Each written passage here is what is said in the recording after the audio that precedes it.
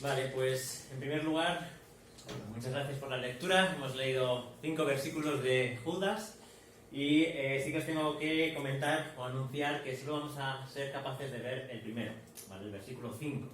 Así que nos vamos a quedar en este versículo 5. Lo vamos a hacer porque creo que hay razones de peso para pararnos a escuchar un mensaje de parte de Dios que tiene que ver principalmente con nosotros. A partir del versículo 5, y como vamos a ver ahora enseguida, vamos a estar casi señalando con el dedo a otros, mirándolos quizás un poquito de lejos y con el peligro de decir, bueno, ellos son así, pero nosotros no.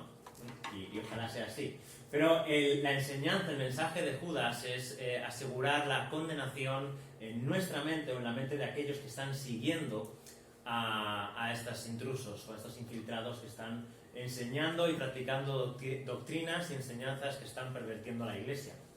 Por lo tanto, hay un peligro de pensar, o de incluso en nuestra mente, pensar en algunas personas y decir, bueno, esto ya sé de quién está hablando, Jesús, pues gracias por indicarme lo malos que son ellos, pero quedar nosotros exentos de aplicarnos cualquier tipo de advertencia seria que encontramos en este texto acerca de apartarnos de Dios y tener un corazón lleno de incredulidad. Así que es por eso que vamos a estar meditando en este versículo 5 y vamos a retomar algo de lo que habíamos dicho acerca de la fe y de la necesidad de defender la fe en el versículo 3. Hay en el Museo Memorial del Holocausto de los Estados Unidos un poema que está grabado, que seguramente muchos de vosotros conocéis, que dice, primero vinieron por los socialistas y yo no dije nada porque yo no era socialista. Luego vinieron por los sindicalistas y yo no dije nada porque yo no era sindicalista. Luego vinieron por los judíos y yo no dije nada porque yo no era judío. Luego vinieron por mí y no quedó nadie para hablar por mí. Este poema es de un autor, de un pastor luterano alemán, Martin Niemöller, que lo escribió a raíz de todo lo que sucedió en Alemania. Hay una necesidad, como veíamos ayer, de contender ardientemente por la fe. Porque si no lo hacemos nosotros, ¿quién lo va a hacer? Evidentemente, Dios puede, como dijo el Señor Jesucristo, hacer hablar a las piedras. Pero no es a ellas a quien les ha ordenado que hablen, sino que es a nosotros a quien nos ha ordenado que hables. Y Dios siempre se va a garantizar que su obra salga adelante. Sin embargo, lo que estamos reflexionando ahora y lo que está llamándonos Judas es que tenemos la responsabilidad de combatir ardientemente por la fe. Y de que si nosotros no estamos en la batalla, si nosotros no estamos en la lucha, tristemente van a suceder cosas que van a ser desagradables para otras personas y quizás también al final nos acabe salpicando, como veíamos en este poema. Otra frase célebre de Edmund Burke que dice: lo único necesario para que triunfe el mal es que los hombres buenos no hagan nada. Así que estamos ante el mismo debate acerca de la responsabilidad social y en este sentido eclesial que tenemos como hijos de Dios. El Evangelio va a ser atacado sí o sí y tenemos el llamado a batallar por él, a luchar por él.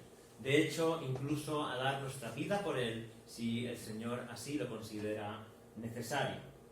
Así que debemos estar alertas y esta carta debe espabilarnos y debe llamarnos la atención a contender ardientemente por la fe, y esto significa a conocer en qué consiste nuestra fe. ¿Cuáles son las declaraciones? ¿Qué es la doctrina? ¿Qué es lo que creemos? ¿Cómo lo creemos? ¿Por qué lo creemos? ¿Cuándo se escribió? ¿Quién lo dijo? ¿Por qué lo dijo? ¿Y cómo lo decimos nosotros ahora aquello que fue escrito hace tanto tiempo? Todos nosotros tenemos la responsabilidad de reelaborar la teología, no en el sentido de decir cosas nuevas, normalmente las cosas nuevas suelen ser herejías en teología, sino en el sentido de decir con nuestras palabras la misma teología para una generación diferente que habla un lenguaje diferente. tenemos el llamado y la responsabilidad de alcanzar a nuestra generación.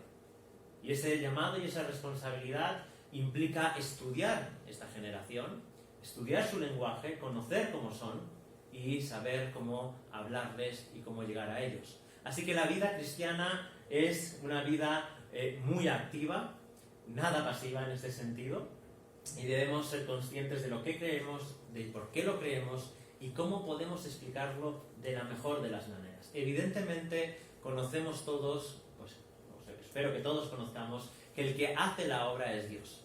Pero bajo ninguna premisa podemos usar esta verdad para desvincularnos de nuestra responsabilidad acerca del Evangelio, ni desvincularnos de nuestra responsabilidad acerca de nuestros hermanos que pueden estar sufriendo en la fe bajo algunas herejías o algunas prácticas que los pueden llevar a la perdición. Habíamos hablado de estas personas que se infiltran en la comunidad en el versículo 4, que lo hacen de manera encubierta y que es difícil detectar. Pero vamos a aprender una serie de comportamientos, de actitudes y de consecuencias del obrar de estas personas que nos van a llamar la atención y han de hacernos reflexionar sobre en qué lado o si están sirviendo a Dios o precisamente están haciendo la obra contraria. Esta condenación que hablábamos se va a narrar ahora del versículo 5 al versículo 19 y lo va a hacer de manera amplia. Ahora, los versículos de 5 al 19 tienen una forma de composición típicamente judía. Y ahora sí que 3 minutos de hablar un poco de la estructura de la carta, una estructura sencilla que podamos recordar y también de lo que es esta composición típicamente judía. Ahora sí, voy a poneros...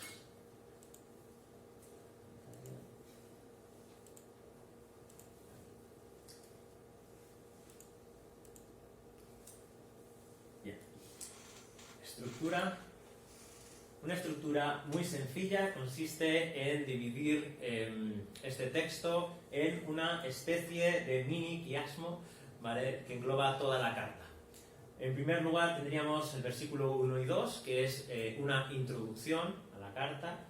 Esto se correspondería con la doxología final, que es una alabanza a Dios. En el versículos del 1 al 2 encontramos una oración a Dios. Así que 1 y 2 introducción, 24 y 25 bendición final. Tendríamos en el versículo 3 el contendiendo por la fe, combatir ardientemente por la fe, que es la idea principal de esta carta y que es retomada luego en los versículos del 20 al 23. Así que entre medio vamos a tener la razón de la carta, que es el versículo 4, la presencia de algunos que se han infiltrado y que están negando al Señor Jesucristo por su práctica de vida y al final también por su declaración de fe. Y del 5 al 19 tenemos el trasfondo de la carta, que es toda la razón explicada y poniendo todo un trasfondo para que se entienda y se comprenda exactamente en qué consiste verdaderamente esta salvación común, este evangelio, esta fe una vez dada a los santos, que es santísima y que ha de ser defendida y vivida en todo momento por todos ellos, y a la cual si se están desviando han de volver rápidamente. Aunque no os he puesto lo de A, B, C y C', B' y A', perdonad, pero que sepáis que se puede tener este tipo de estructura. Muy bien. Así que en estos días vamos a estar viendo lo que es el trasfondo de la carta. Y otra cuestión importante es que esto tiene forma de midrash. Ahora, ¿qué es un midrash? Midrash es cualquier tipo de interpretación judía de un texto en general. Puede ser un texto bíblico, puede ser otro tipo de texto, y entonces un midrash es la interpretación que se hace de ese texto. Eso es lo que significa esta palabra. Ahora, hay distintos tipos de midrash, hay distintos tipos de interpretación, de escritos que interpretan un texto. Y uno de ellos es el que Judas usa aquí, que es el llamado pesher. El pesher significa solución o interpretación. Es es el significado sencillo de la palabra pesher. Y se han hallado varios tipos de estos midrash, de estos pesher, encontrados en los rollos del Mar Muerto, en Qumran, y por ejemplo el pesher de Habacuc, que es famoso, pues tiene esta estructura clara. Y encontramos que esta es el uso que hace Judas en esta carta también. Como decía, se puede traducir como solución o interpretación, y generalmente tiene este tipo de estructura. Hay una cita textual, ¿vale?, de un texto, y inmediatamente se pone la palabra pesher, aunque algunas veces, como en este texto de Judas, no sale, que significa traducción. Y entonces un breve comentario explicando cómo ese texto se aplica a la realidad del presente. Interpretación o solución. Tenemos un texto, esta es la solución, y a continuación se explica la solución. ¿Bien hasta aquí? ¿Me seguís? Muy bien. Además, tiene alguna otra característica que hallamos también en esta carta, y es que se suele usar la fórmula esto es aquello o este es aquel. Es decir, hablamos de un texto, de una referencia en el pasado, como vamos a ver que habla del pueblo de Dios en Egipto, estos, ¿no?, o este, y la explicación son estos, o son aquellos.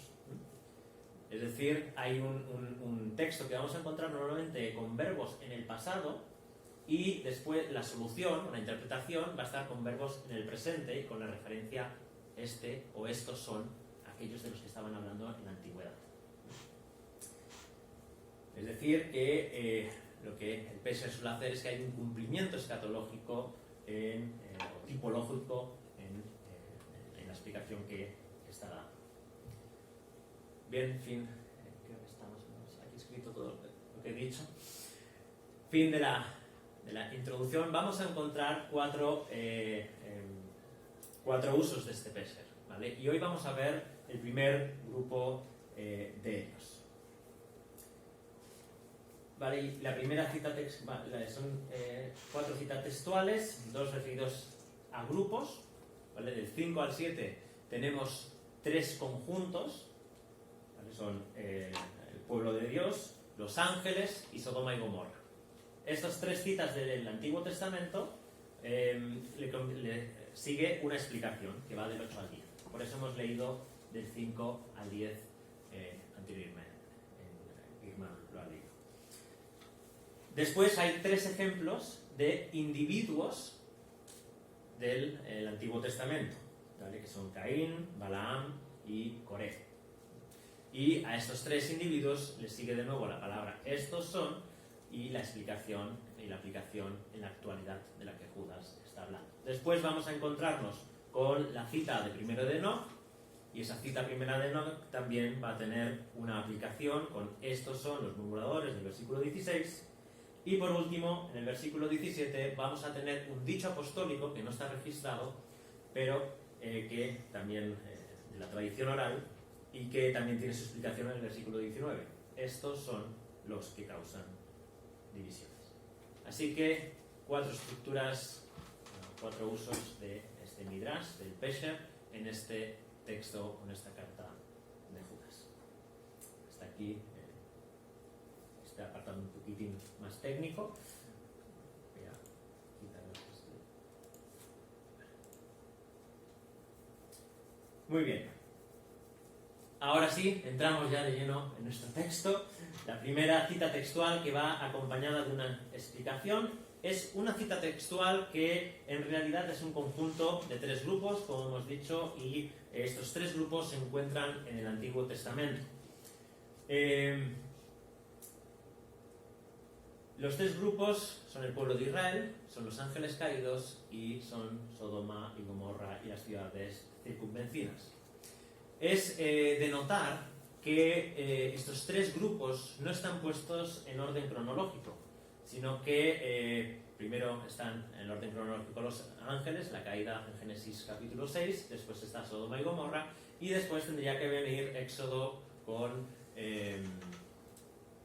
la salida del éxodo del pueblo de Israel y después su incredulidad. Así que esto nos llama la atención, y quizás es por lo que Judas lo cambia intencionalmente, porque es el grupo de personas que más se parece a la situación de sus amados que están escuchando la carta. Judas divide el auditorio, aquellos a los que se dirige, en dos grupos principales.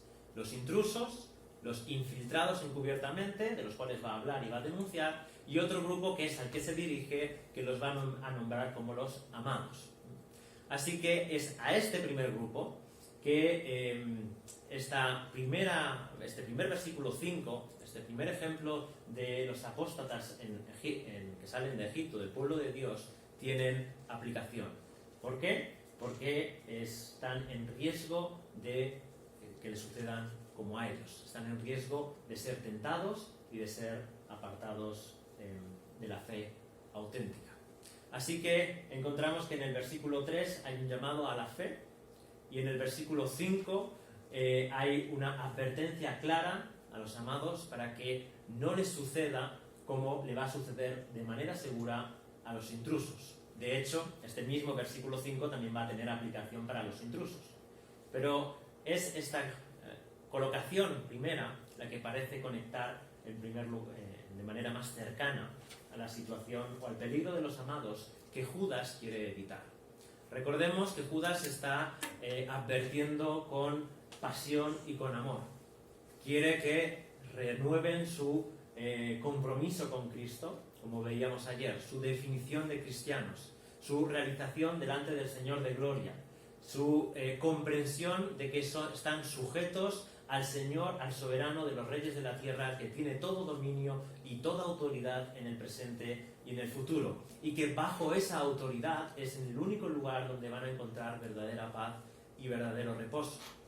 Y es por eso que les llama a contender ardientemente por este evangelio precioso y al mismo tiempo en este momento a advertirles seriamente de no seguir los pasos para no acabar igual que ellos. Así que el pueblo incrédulo es el primer ejemplo que vamos a estar viendo y que nos va a ocupar toda esta sesión.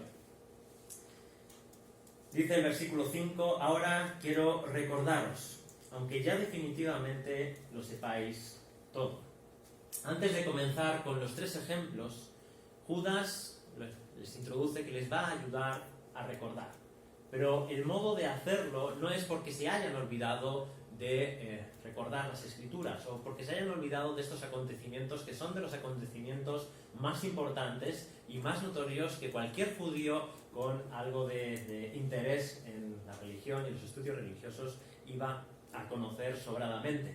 De hecho, hay abundante literatura que no es canónica, ¿no?, contemporánea, que van a citar como la Asunción de Moisés, que hemos leído cuando habla el ángel en el versículo 9, cuando el arcángel Miguel contiende con el diablo, o Primera de Enoc, que va a citar en el versículo 14, y que también en este versículo 6 va casi a acogerse más que al capítulo 6 de Génesis.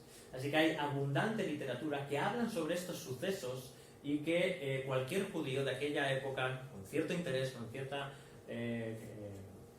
deseo de conocer las cosas del Señor, iba a conocer. Son textos conocidos por todos ellos. Esto, aparte del uso del pesher, en el texto nos está indicando claramente que el auditorio es claramente judío o primeramente judío cristiano, que se ha convertido a Cristo, ¿vale? Entonces, este recordar no es un recordar porque se han olvidado. Es un recordar de la necesidad que tenemos, que tienen ellos y que tenemos todos, de entender y comprender en la vida diaria qué significan esos sucesos en el pasado que Dios ha registrado para que afecten nuestro presente y nos ayuden en el caminar de la salvación. No son solo sucesos que han pasado que nos llaman la atención y que podemos admirar y leer como una historia, como un cuento o como algo dado a los niños. Es algo que tiene que afectarnos a nuestra vida al recordarlo y al pensar qué significa esto para mi vida hoy y cómo puedo aplicarlo. Es exactamente lo mismo que hacemos cuando recordamos la Santa Cena. Cuando en algunas iglesias recordamos la Santa Cena todos los domingos, no lo hacemos porque se nos haya olvidado que Jesús haya muerto en la cruz, sino que lo hacemos porque se nos puede olvidar el por qué Jesús murió en la cruz. Y necesitamos revivir y reexperimentar de manera permanente y constante que la muerte y la resurrección del Señor Jesucristo tiene efectos en la vida diaria del presente hoy y en la vida eterna del creyente. De la misma manera, los textos registrados en el Antiguo Testamento sirven para afectarnos en el día de hoy. Por eso dice que les va a ayudar a recordar, y esto va a afectar a los 3 ejemplos que va a citar a continuación. Como he dicho, es indudable que el auditorio conoce de sobras todos estos textos. Y dice que, aunque ya definitivamente lo sepáis todo, y esto es probable que signifique que una vez habiendo abrazado el Evangelio, ya habéis recibido la verdad auténtica y la doctrina que necesitáis conocer. Sin embargo, aún tenéis que profundizar y llegar a desarrollar toda la comprensión del Evangelio y todo lo que significa, que nunca lo vamos a conseguir en esta vida, pero que necesitamos seguir avanzando, desgranando y echando mano de la vida eterna de manera constante. Ahora, vamos ya en sí al ejemplo. Dice que el Señor, habiendo salvado al pueblo de la tierra de Egipto, destruyó después a los que no creyeron. Ahora, ¿cuál es la advertencia en sí misma? El ejemplo usado es el pueblo que salió de Egipto bajo la mano poderosa de Dios. Y vamos a hacer algo de memoria de cuáles son los sucesos. Después de castigar Dios a Egipto con las plagas, llega la última y terrible plaga con la muerte de los primogénitos. De los primogénitos de todo Egipto, incluido en ellos a los del pueblo de Israel, a no ser que los del pueblo de Israel celebrasen la Pascua y sacrificasen al Cordero y pintasen con la sangre derramada del Cordero, pintasen las puertas y los dinteles. Pero en un sentido el juicio iba a ser para todos, a no ser que este pueblo de Dios creyese en la advertencia de Dios y por lo tanto celebrase la Pascua y pintase los dinteles con sangre. Es decir, que el pueblo de Dios que salió de Egipto en ese momento demostró fe y obedeció la voz de Dios para poder salir de esa situación. Así que Dios está obrando en Egipto para sacar a su pueblo, pero al mismo tiempo que está obrando en Egipto para condenarlos, está obrando en su pueblo para traerles a la salvación y al conocimiento del mismo. Este pueblo sale de Egipto viendo y viviendo las obras milagrosas de Dios. Como todo el ejército de Faraón es arrastrado y muere ahogado en el Mar Rojo. Cómo Dios se manifiesta de manera tremenda en el Sinaí con un show terrible que producía un impacto tremendo y que el pueblo de Dios no quería ni acercarse viendo los rayos y viendo todo el espectáculo que había allí. Un pueblo que es protegido de ataques de enemigos, de varios enemigos, y que logra la victoria de manera sorprendente, como cuando Moisés le ha sostenido los brazos para poder alcanzar la victoria.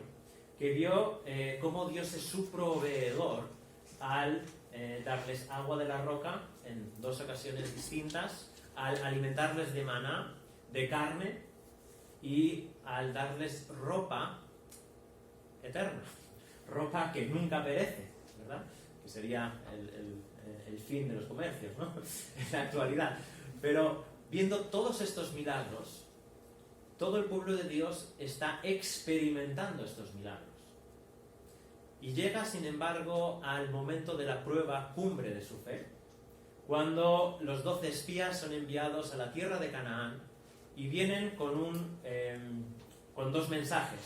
10 de ellos dicen que aquí no hay nada que hacer, que esta tierra es habitada por guerreros que no somos capaces de vencer. Todo esto aún habiendo sido testigos del obrar de Dios desde que salieron de Egipto, venciendo a enemigos muchísimo más poderosos y numerosos que ellos. Sin embargo, dos de ellos, como bien conocéis, Caleb y Josué, traen un mensaje de fe, de ánimo y de confianza en el Señor. Sin embargo, el pueblo decide seguir al otro mensaje y todos perecieron en una generación. Este es el ejemplo que está diciendo aquí Judas. Que el Señor, habiendo salvado al pueblo de la tierra de Egipto, sin embargo, el Señor destruyó después a los que no creyeron. Un matiz, si alguien tiene en su Biblia Jesús, en vez de Señor, pues Jesús es la opción correcta, es la, según los manuscritos más antiguos, es la que parece ser la más correcta. ¿Vale? Cierre el inciso.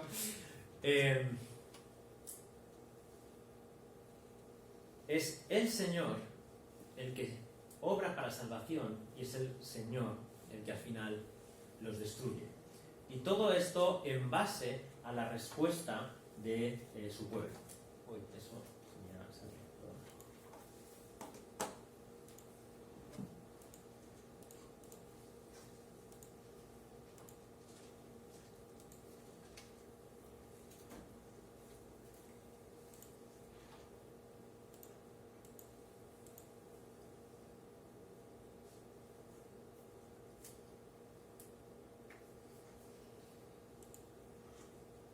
Muy bien. Así que notemos bien el lenguaje usado. Es Dios el que hace una obra de salvación en ellos, una obra de salvación que todos experimentan, pero todos experimentan por igual, pero no todos respondieron de la misma forma. Judas acaba de decir que el creyente es definido por la obra de Dios en él. En el versículo 1. Llamados, amados y guardados para Jesucristo. Sin embargo, no quiere decir que cualquier persona que experimenta las bendiciones y el obrar de Dios en su vida automáticamente es salva para siempre.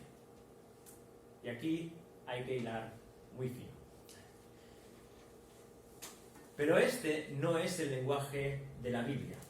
Más bien está diciendo que Dios no tiene ningún problema en destruir a aquellos en los cuales, habiendo comenzado sus bendiciones en su vida, sin embargo, no responden produciendo lo que Él quiere de ellos.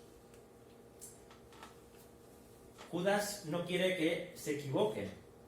No se pueden escudar en la salvación de Dios si la salvación no está produciendo en ellos precisamente salvación.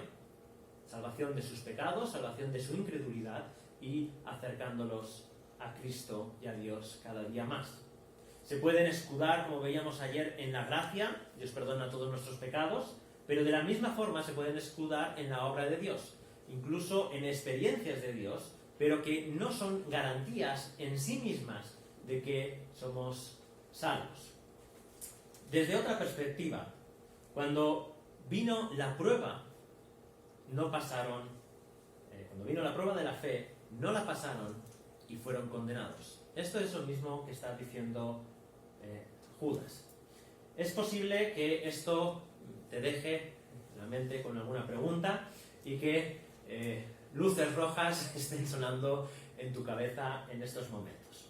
Vamos a ver otro pasaje que explica esto mismo que está afirmando Judas, que estoy intentando explicar, no sé si mejor o peor, para arrojar más luz en este asunto. Un pasaje complicado, pero espero que arroje más luz sobre este asunto. Se encuentra en Hebreos capítulo 6, versículos del 4 al 8.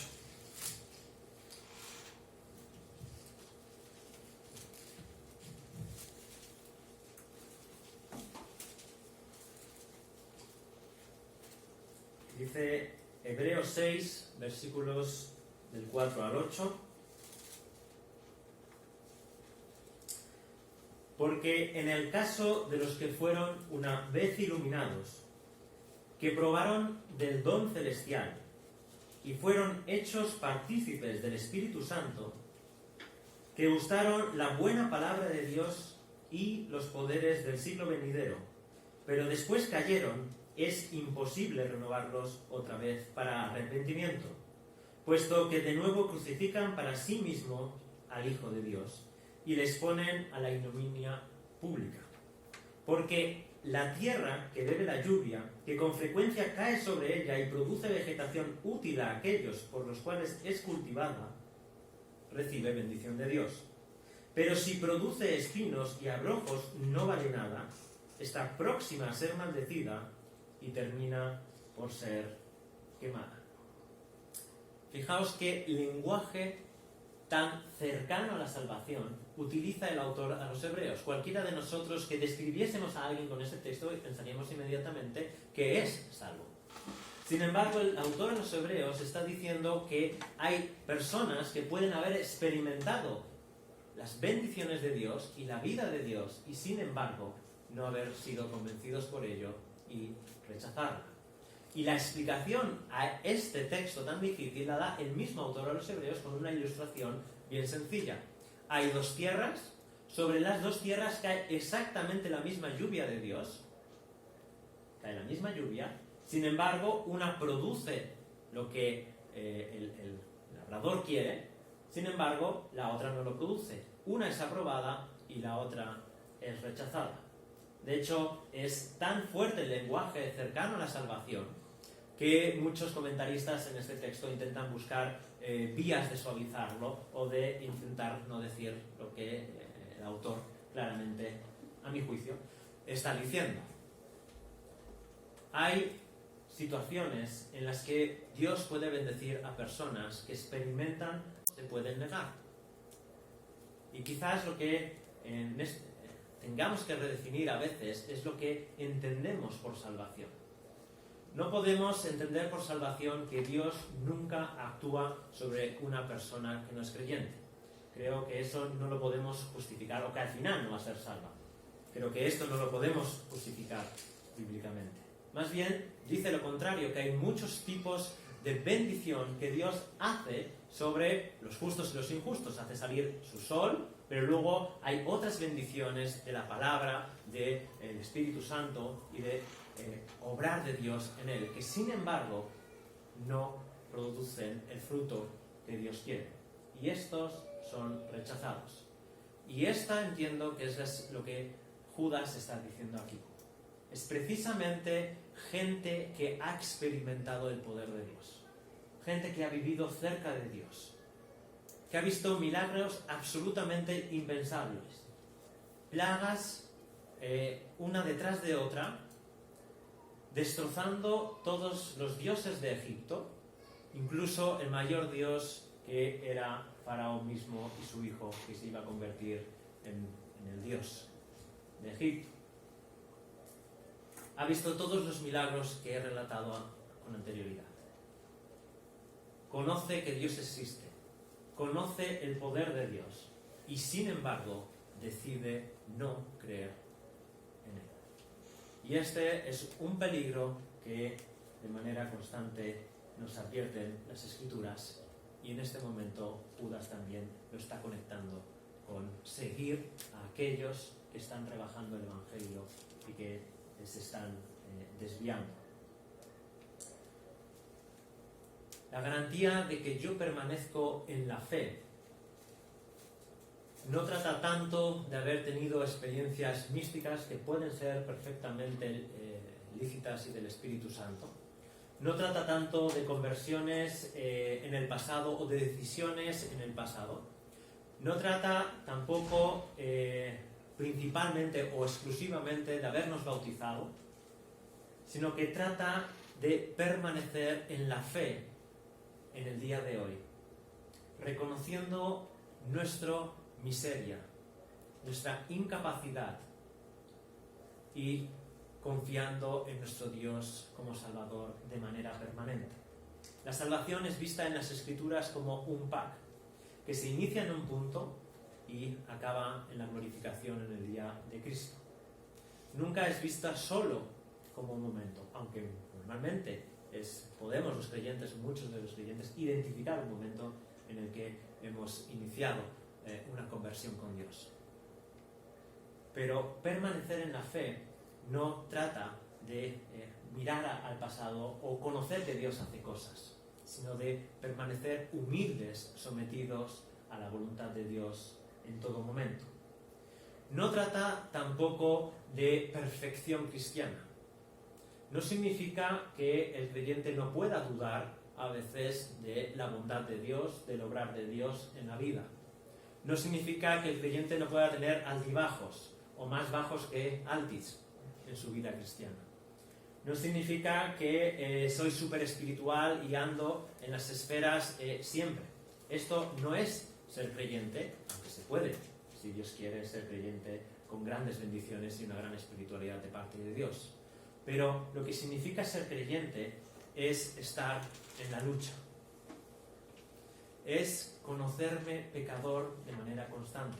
Como lo definió el teólogo Packer, es estar en un arrepentimiento continuo. Y no solo en una sucesión de arrepentimientos, no solo porque conozco que peco y voy corriendo a Cristo, como debemos hacer para pedir perdón, sino más bien habla de un estado, de sabernos pecadores y miserables ante un Dios santo y glorioso, y que única y exclusivamente somos salvos por su gracia, y confiamos plenamente en la obra de Cristo. Y como digo, todo esto puede estar empañado por momentos de duda, de dificultad, de dolor, de frustración. Grandes ataques satánicos pueden venir a nuestra vida, grandes dudas, pero al final seguimos permaneciendo en la fe en el Señor y no nos desviamos para la apostasía. Así que si te estás preguntando si eres creyente, es importante saber o pensar o examinarnos en cómo estoy andando en el día de hoy. Y no en base a mi perfección, no en base a mis obras justas, sino a si estoy andando en el temor del Señor. Sí, como dice su palabra en Isaías 66:2, pero a este miraré, al que es humilde y contrito de espíritu y tiembla ante mi palabra. ¿Es la palabra de Dios una verdad que te hace temblar en el día de hoy? ¿Estás luchando con el pecado, con dudas, con todas estas cosas? Entonces, lo más probable, sin pontificar nada, es que seas hijo de Dios. Todos estamos en esta lucha. Pero si estás pensando que, bueno, esto contigo no va, a ti te parece poca cosa, la palabra de Dios y sus advertencias no tienen mucho que ver contigo y simplemente pues tú estás andando sin ningún tipo de problema, ninguna preocupación y tanto te da si eres creyente como no, pues entonces tristemente las Escrituras advierten seriamente de que ese camino es más bien un camino de perdición. Algunas explicaciones más en cuanto a este tema.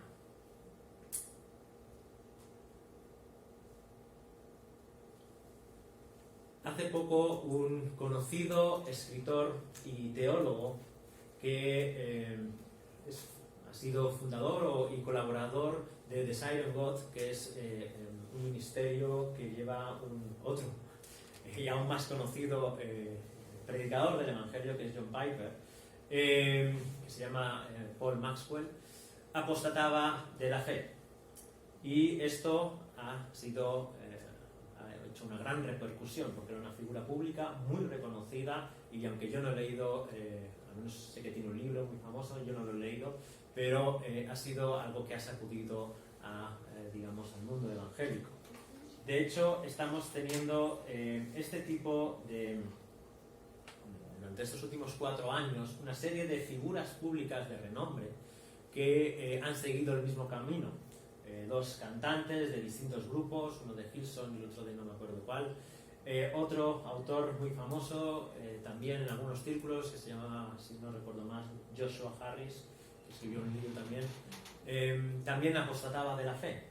Y todas estas cosas han sacudido, lógicamente, al mundo evangélico. Este último, que es el doctor Paul Maxwell, decía lo siguiente: ya no soy cristiano y me siento muy bien. Estoy realmente feliz. Mostrando evidentemente su incredulidad y su incomprensión de la gracia, o al menos su falta de una gracia eficaz en su vida. No es cuestión aquí de juzgar al doctor Paul Maxwell. No lo hago con esa intención, sino porque ha sido de renombre. Pero este es el tipo de apostasía del cual está advirtiendo Judas en este caso. No sabemos la obra de Dios en este hombre. Quizás Dios lo salve más adelante. Quizás Dios está trabajando aún con él. Así que, por nuestra parte, toda la misericordia, la gracia y que Dios lo bendiga. Pero esta declaración de él está denotando que toda una vida dedicada a las cosas de Dios, quizás aparentemente, no le han servido de nada.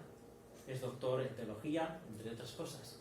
Así que incluso puede haber vivido las bendiciones de Dios, y es muy probable que como el pueblo de Israel así lo haya sido, y sin embargo acaba apostatando de la fe. Esto es lo que Judas está hablando. Algunas cuestiones más. ¿Cómo tratamos a las personas que apostatan de la fe? Este es un tema muy importante, porque curiosamente tenemos una obsesión cristiana evangélica por justificar a las personas que hace tiempo que no andan en los caminos del Señor. Solemos escuchar cosas como, bueno, hace años que no se reúne con nadie, que no anda como un cristiano, sin embargo, pues él se convirtió, o él se bautizó, o seguro que es creyente porque esto y por aquello. Y la percepción de las Escrituras, sobre lo que las Escrituras hablan acerca de este tipo de situaciones, no es ni mucho menos que podamos justificar una vida de desorden delante de Dios con este tipo de afirmaciones. De nuevo, nosotros no somos Dios y no conocemos el corazón de las personas. Y esto está bien claro en las Escrituras cuando el profeta Samuel intenta ungir a cualquiera de los hermanos de David y Dios le dice que los hombres no ven las cosas como Dios las ve. Así que, de nuevo, no declaramos a nadie salvo ni lo condenamos eternamente. Sin embargo, las Escrituras sí que nos indican cómo tratar a este tipo de personas que se encuentran en esta situación. Y nos dicen muy claramente que debemos de tratarlos con la misma necesidad que ellos tienen que un no creyente, el Evangelio. Cualquier persona que anda en esa situación necesita el Evangelio. Necesita arrepentirse y de nuevo depositar toda su vida y su confianza en Cristo. Si es creyente o no es creyente, Dios lo sabe.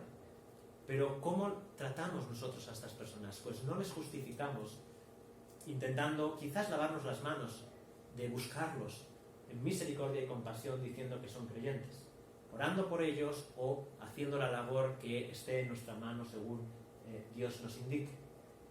Y esto de nuevo lo encontramos en las Escrituras. Lo encontramos en otro texto muy cercano a este de Judas, en la epístola de Santiago, capítulo 5 y versículos finales, si no recuerdo mal, 19 y 20.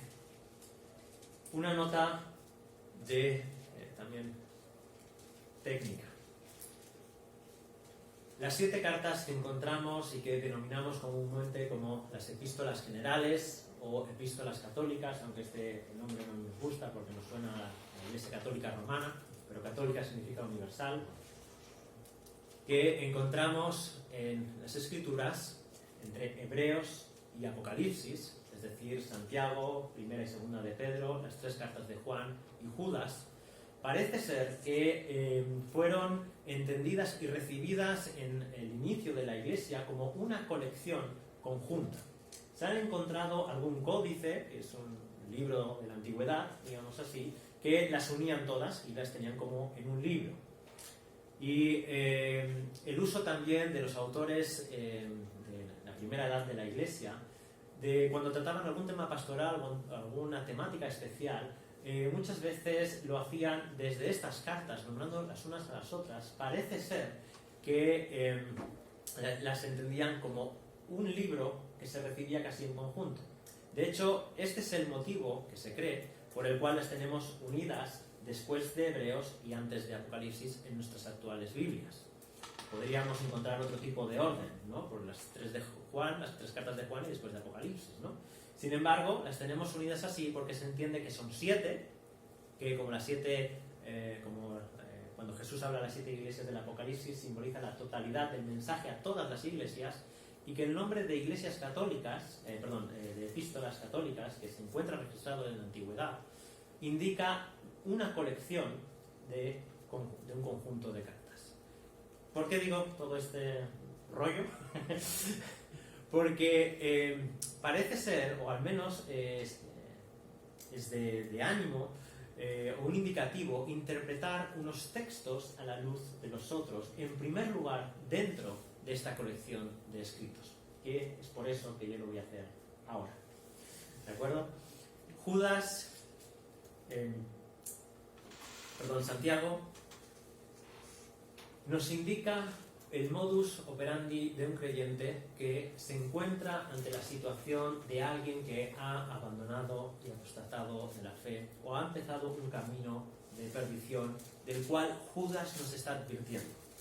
Dice: hermanos míos, si alguno de entre vosotros se extravía de la verdad y alguno le hace volver, sepa que el que hace volver a un pecador del error de su camino salvará su alma de muerte y cubrirá multitud de pecados.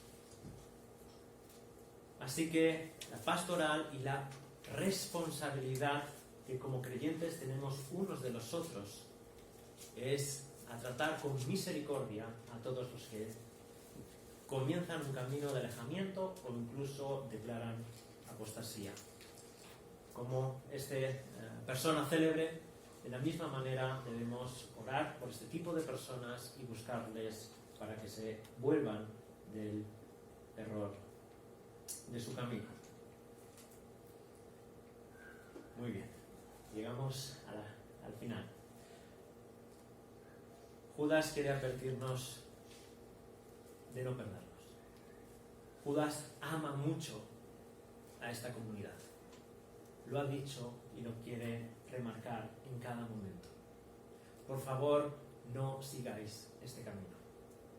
Es un camino de perdición, es un camino de disolución del Evangelio, es un camino en el cual en una o dos generaciones, si se siga y si se triunfa, no va a quedar nada del Evangelio, van a ser iglesias apóstatas, iglesias que no llevan a Cristo, y se va a perder la semilla que Dios ha implantado. Está preocupado por sus almas y por sus vidas, y les recuerda que la Escritura habla de manera constante acerca de estas situaciones, no para generar miedos paranoicos en si somos creyentes o no, sino para alertarnos cuando podemos estar dormidos, o cuando podemos caer en la soberbia, o cuando el mundo empieza a afectarnos de tal modo que relativizamos el Evangelio y pensamos que no es tan importante lo que hacemos con nuestra vida aquí, que al fin y al cabo todos vamos a ir al cielo de una manera u otra, aunque seamos más o menos pecadores, y que por lo tanto mi esfuerzo no tiene gran importancia en esta vida. Está diciendo Judas todo lo contrario. El Evangelio es tan precioso que, como dice la parábola, incluso merece vender todo lo que tengas, todo lo que ames en este mundo, por obtener esta perla preciosa que es el Evangelio. Y una de las maneras en que nos aseguramos es en responder en humildad ante la palabra de Dios y temer ante ella y buscar con lágrimas y con amor y con temor y con temblor su gracia y su misericordia, que no significa de nuevo nunca tener la paz de Dios, todo lo contrario, sino significa llegar a la paz y al perdón y a la gracia divinas por el medio y el proceso bíblico de comprender nuestra posición sin Dios en este mundo. Y que esto nos genere tal alarma que solo vayamos corriendo a Cristo vez tras vez, cada vez que pecamos, para que la gracia de Dios nos acerque a Cristo más y más, y no a la inversa nos aleje más de Cristo, supuestamente. Si eso hace la gracia de Dios, entonces no es gracia. Entonces Dios no está detrás de ella.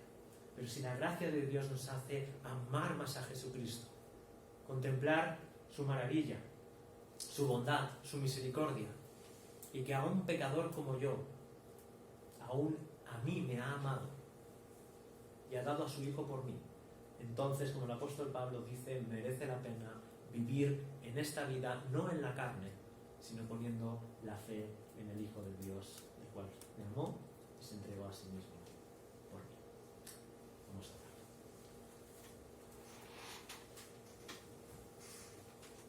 Bendito Dios y Padre, muchas veces al reflexionar en estos textos nos alarmamos de nuestra propia indiferencia a tu palabra. Queremos pedirte, Señor, que nos ayudes a tenerte en cuenta. Y a tenerte en cuenta como lo más importante y lo más sublime y lo más grande que hay en este mundo. Señor, queremos pedirte que estas verdades impacten nuestra vida. Y sabemos que lo quieres hacer y que lo haces por medio de la obra de tu Espíritu Santo. Pedimos que la omnipotencia de tu Espíritu Santo transforme nuestras vidas. Queremos ponernos delante de ti y suplicarte que no ceses en tu empeño de salvarnos y que a pesar de nosotros sigas transformándonos, sigas renovándonos y sigas mostrándonos a Cristo. Que podamos ver en la faz de Cristo tu gloria y que a través de esta visión sublime seamos transformados cada vez más a la imagen de tu Hijo Jesucristo. Señor, estamos en tus manos y estas son las mejores manos que hay. Y queremos responder de manera adecuada y de manera digna. Ayúdanos a tomar el reto en nuestras manos de defender tu palabra y tu nombre allí donde estemos. Hacerlo con todo amor y con toda misericordia y con todo temor, pero también con todo esfuerzo y con toda seriedad. Te lo pedimos en el nombre de Jesucristo.